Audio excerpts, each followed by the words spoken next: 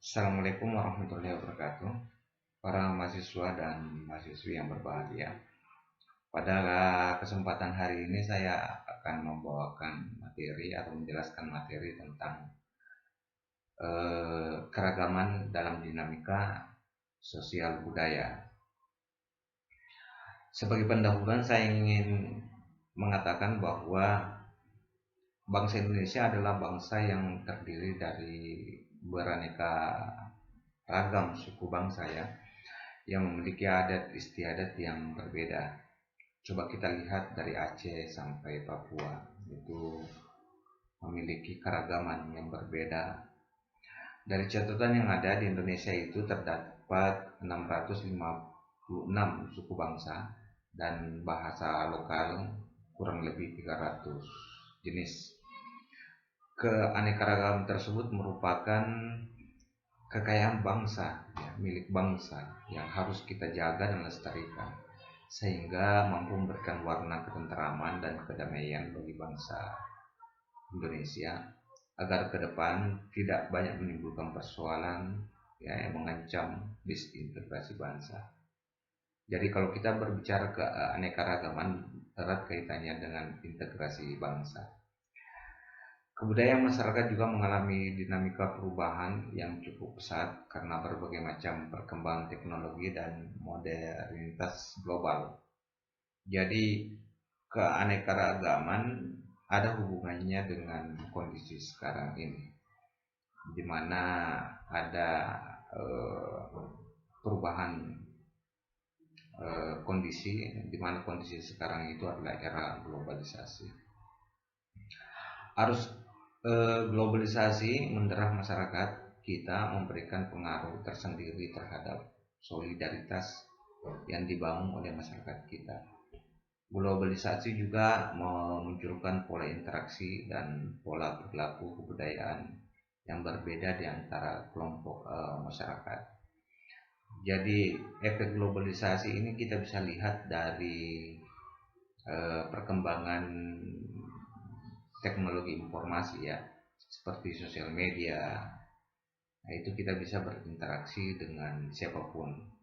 Nah, ini akan mengancam solidaritas dan persatuan bangsa kita karena banyaknya pengaruh-pengaruh baik itu ideologi maupun budaya yang bisa kita lihat di internet. Nah, ini yang menarik untuk kita bahas pada pokok bahasan selanjutnya. Ini sekedar pengantar dari saya ya. Kan pembahasan selanjutnya adalah keragaman dan kesetaraan. Jadi ketika ada keragaman, kita juga harus berbicara masalah kesetaraan. Karena keragaman itu akan melahirkan perbedaan dan sekaligus juga poinnya adalah kesetaraan. Pertama, kalau kita lihat keragaman manusia, ada dua hal yang harus kita perhatikan. Yang pertama adalah berdasarkan pribadinya, ya, sebagai makhluk individu, kemudian secara umum sebagai makhluk sosial.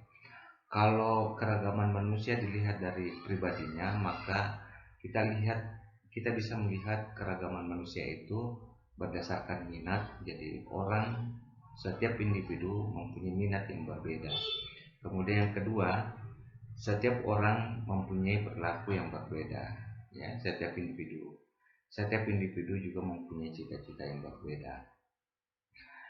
Keragaman dari manusia secara umum kita bisa lihat dari sara, suku, agama, ya, ras. Itu secara umum kita bisa lihat keragamannya. Kemudian ideologi, itu juga bermacam-macam ideologi. Kemudian adat istiadat. Beberapa penyebab keragaman budaya di Indonesia itu disebabkan oleh beberapa faktor. Yang pertama adalah faktor sejarah Indonesia. Kita lihat dari zaman dulu sampai sekarang. Dulu dipengaruhi oleh banyak pengaruh ya, mulai dari Hindu, Buddha, kemudian masuknya Islam. Itu adalah faktor sejarah. Kemudian faktor iklim juga mempengaruhi keragaman manusia di Indonesia khususnya, kemudian faktor kebudayaan asing. Ya, misalnya di Bali itu kita lihat bagaimana pengaruh asing yang terjadi di sana. Kemudian faktor fisik dan biologi, orang Aceh berbeda dengan orang Papua, termasuk juga faktor geografis. Saya kira ada 5 hal atau 5 faktor yang membuat keragaman di Indonesia. Saya ulangi: faktor sejarah, faktor iklim, kemudian faktor budaya, faktor fisik, dan faktor geografis.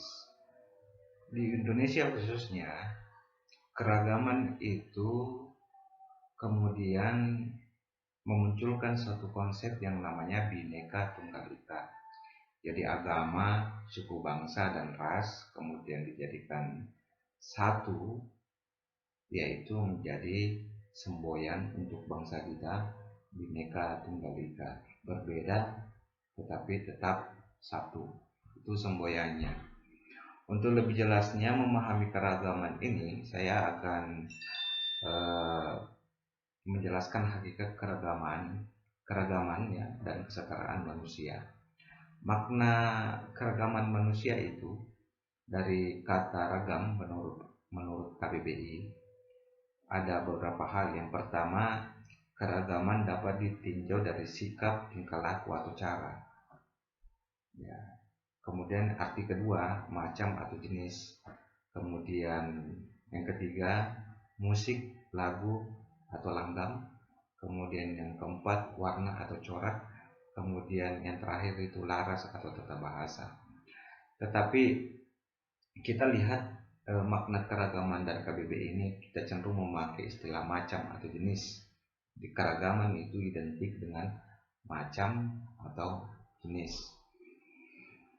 Keragaman manusia dimaksudkan bahwa setiap manusia memiliki perbedaan.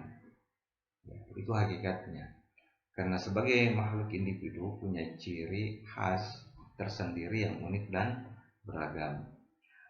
Keragaman individual maupun sosial adalah implikasi dari kedudukan manusia, baik sebagai makhluk individu dan makhluk sosial. Kita sebagai individu akan berbeda dengan seseorang sebagai individu yang lain. Demikian pula kita sebagai bagian dari satu masyarakat memiliki perbedaan dengan masyarakat yang lain. Kemudian yang kedua yang saya ingin jelaskan adalah kesetaraan. Berasal dari kata setara. Tahu kan setara? Ya. Duduk sama rendah, berdiri sama tinggi. Itu yang dimaksud dengan setara. Menurut KKBI, setara ini adalah sama tingkatan atau kedudukan atau pangkat. Kesetaraan manusia bermakna sebagai makhluk Tuhan yang memiliki tingkat atau kedudukan yang sama. Jadi kita lihat dari pendekatan religi bahwa di hadapan Tuhan itu manusia memiliki tingkat atau kedudukan yang sama.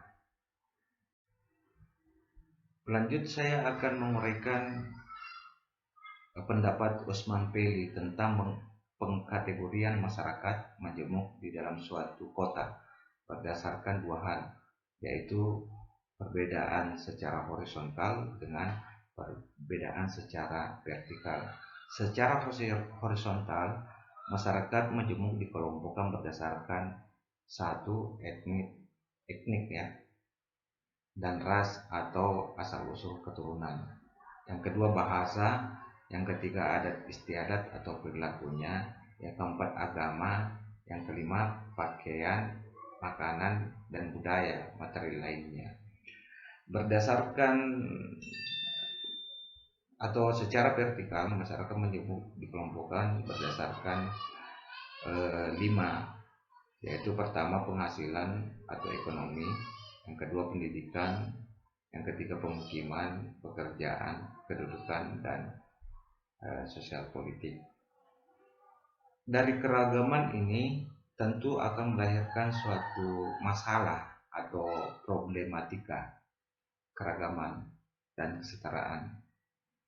Yang pertama, problematika keragaman ini menurut Van der Burg Sifat masyarakat majemuk, pertama terjadi segmentasi atau pemisahan-pemisahan ya dalam kelompok-kelompok yang punya budaya yang berbeda.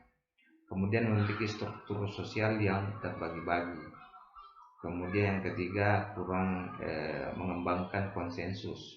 Jadi kurang mengembangkan konsensus itu artinya keharmonisan ya di antara para anggota masyarakat tentang nilai sosial yang bersifat mendasar.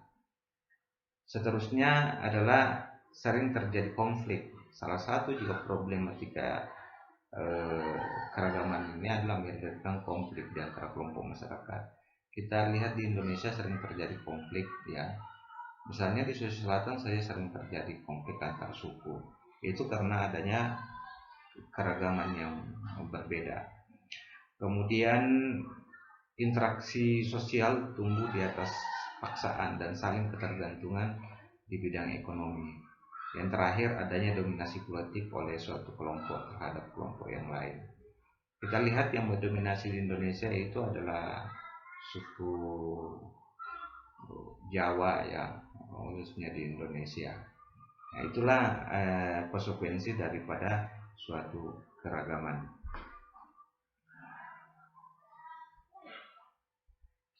Menurut Sutarno, penyakit budaya ini terbagi atas beberapa hal. Yang pertama, etnosentrisme.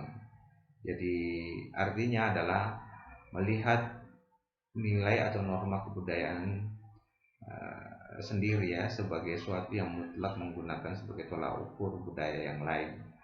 Jadi etnosentrisme ini misalnya kalau di budaya Islam mencuri itu konsekuensinya ya sanksinya adalah dipotong jari tangannya.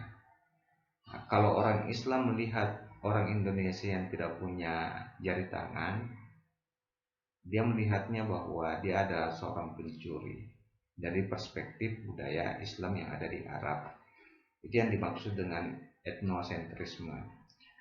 Yang kedua, munculnya stereotip, yaitu pemberian sifat tertentu terhadap seseorang berdasarkan kategori tertentu yang bersifat subjektif karena ia dari kelompok lain. Misalnya stereotip ini bisa kita lihat LGBT. Kemudian selanjutnya adalah prasangka, pandangan emosional yang bersifat negatif. Jadi ada kecenderungan melihat agama lain itu lebih cenderung negatif dibandingkan agama kita. Itu yang disebut dengan melahirkan prasangka. Rasisme, anti terhadap ras lain tertentu di luar ras sendiri. Ini biasa dilihat di Amerika antara ras kulit putih dengan ras kulit hitam. Diskriminasi, tindakan yang berbeda-bedakan dari kelompok dominan terhadap kelompok subordinasinya. Misalnya kita lihat bagaimana perlakuan kalau misalnya dominan orang Jawa, tentu ada diskriminasi orang Bugis, atau sebaliknya kalau dominan orang Bugis ada diskriminasi. Itu bahayanya. Kemudian ada scapegoating, yaitu pengkambing hitaman. Jadi ada beberapa hal yang disampaikan oleh Sutarno terkait dengan adanya keragaman ini. Saya ulangi, etnosentrisme, stereotip, prasangka, rasisme, diskriminasi, dengan scapegoating. Sekira itu saja yang saya ingin sampaikan. Sebenarnya ada yang menarik untuk kita bahas, yaitu multikulturalisme dengan pluralisme. Tugas kalian adalah coba bedakan ya, jelaskan perbedaan antara multikulturalisme dengan pluralisme.